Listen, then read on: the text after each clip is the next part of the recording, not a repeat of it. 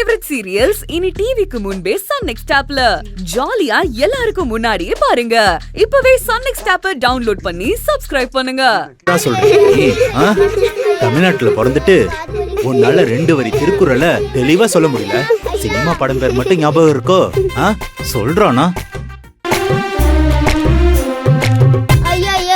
இதை விட வேற அசிங்கம் வேற எதுவுமே இல்லடா. ஐயா காது வலிக்குதையா, விட்டுருங்க ஐயா. உனக்கு வாத்தியாரா இருக்கிறது எனக்கு அவமானமா இருக்கு.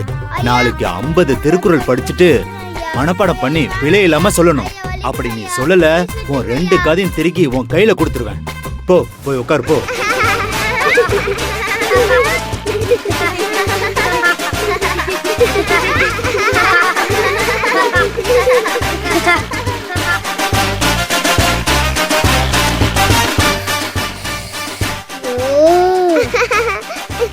ஐயோ எப்பா,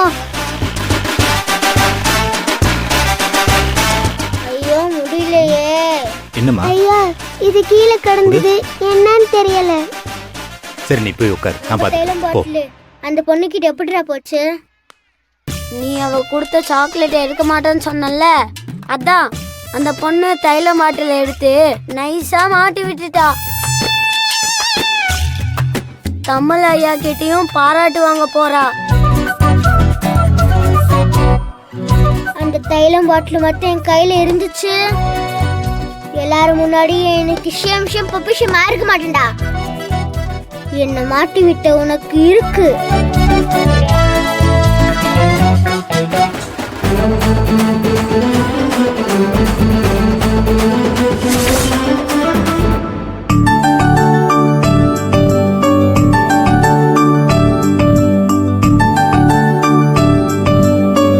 எல்லாரும் இங்க எதுக்கு வர சொன்னா, நம்ம கம்பெனி இவ்வளவு தூரம் வளர்ச்சி அடைஞ்சதுக்கு முதல் காரணம் தெய்வானா அம்மா தான். அதுக்கு உங்களோட கடின உழைப்பும் மிக முக்கியமான காரணமா இருந்துச்சு. அதுக்கப்புறம் இந்த ஜெனரேஷன்ல இப்போ நான் இந்த கம்பெனியை பாத்துக்கிறேன். கம்பெனிக்காக வேலை செய்யற உங்களுக்கு கம்பெனி போனஸ் கொடுத்தாலும் அதுக்கு மேல உங்களுக்காக ஏதாவது செய்யணும்னு நான் நினைக்கிறேன். உங்களுக்கு என்னென்ன தேவை இருக்கோ அதை என்கிட்ட சொல்லுங்க, நான் பாத்துக்கிறேன். உங்களோட உழைப்பும் சப்போர்ட்டும் எனக்கு எப்பவுமே தேவை.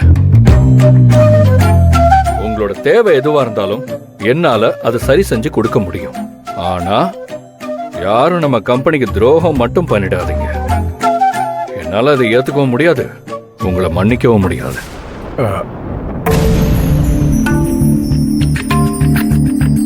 என்ன மாமா, நான் சொல்றது சரிதானே? சரிதான் மாப்ள. துரோகம் பண்ணா யாரால தாங்கிக்க முடியும்? ஆனா நம்ம கம்பெனில யாருமே அப்படிப்பட்டவங்க இல்ல. இங்க வேலை செய்யற எல்லாருமே இந்த கம்பெனிய அவங்க குடும்பமா தான் பாக்குறாங்க. நம்ம கம்பெனில இருக்கிற யாரும் உங்களுக்கு துரோகம் பண்ண மாட்டாங்க. அட என்னங்க எல்லாரும் அமைதியா இருக்கீங்க? நான் சொல்றது உண்மைதானே? உங்களுக்கு ஏதாவது வேணும்னா என் மாப்பிள்ளை கிட்ட சொல்லுங்க, எல்லாத்தையும் அவரு பாத்துப்பாரு. எங்களுக்கு என்ன சார் குறைச்சல்? உங்க புண்ணியத்துல நாங்க நல்லா தான் இருக்கோம். இதுல ஏன் புண்ணியம் ஒண்ணும் இல்ல, உங்களோட உழைப்பு தான் நம்ம கம்பெனியை இந்த அளவுக்கு வளர வச்சிருக்கு. அப்புறம் நம்ம கம்பெனியை டெவலப் பண்றதுக்காக நான் ஒரு புது ஐடியா வச்சிருக்கேன். இருங்க காட்டுறேன். அது புது நம்பரா இருக்கு.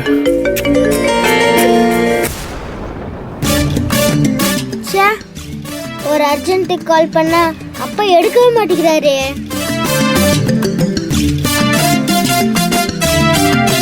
நம்ம கம்பெனியோட டெவலப்மெண்ட்டுக்கு என்கிட்ட ஒரு சூப்பரான ஐடியா இருக்குன்னு சொன்னேன்ல, அது என்னன்னு தெரியுமா?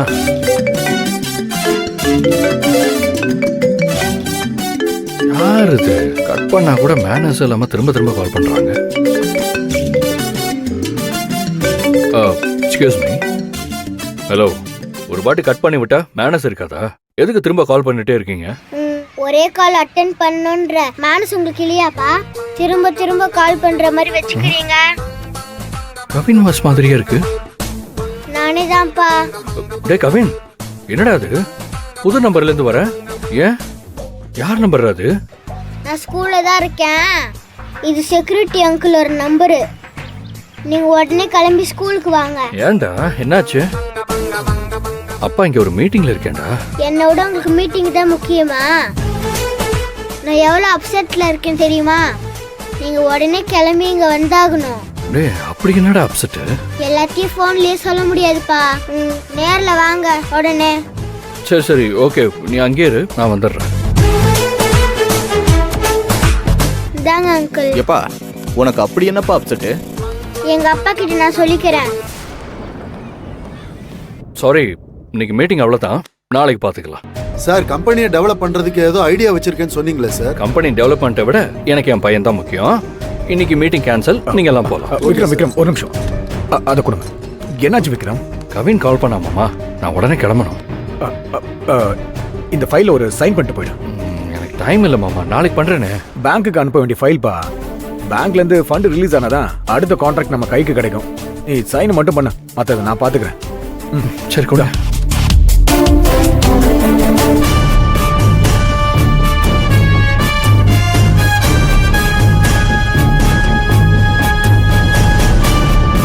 அவ்வளோதானே, நான் பாத்துக்கிறேன். பாய், பார்த்துக்கோங்க. சரிங்க சார். என்ன சார் இது, அவர் பையன் ஃபோன் பண்ணதும் மீட்டிங்கே கேன்சல் பண்ணிட்டு போறாரு. அவன் பையனுக்காக விக்ரம் எதை வேணும்னாலும் தூக்கி எறிஞ்சிட்டு போவான்னு தெரியுங்களா? அவன் அப்படி இருக்கிறது நமக்கு தான் நல்லது. பாத்தியா, அவன் பையன் ஃபோன் பண்ண உடனே காட்டின இடத்துல கையெழுத்து போட்டு போறான். அப்படியா சார்? இதுல கமிஷன் வேற நமக்கு நிறைய கிடைக்கும்யா. Okay sir. மீட்டிங் எல்லாம் நாளைக்கு பாத்துக்கலாம், நீ கிளம்பு. Okay sir, thank you sir.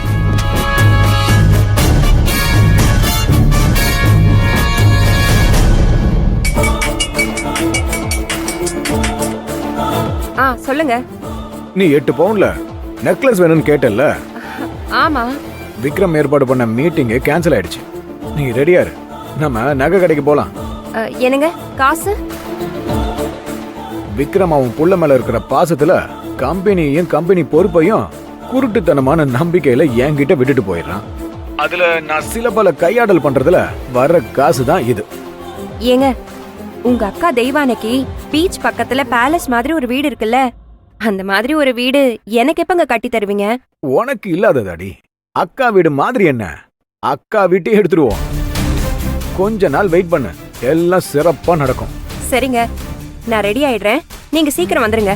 சரிடா செல்லம்.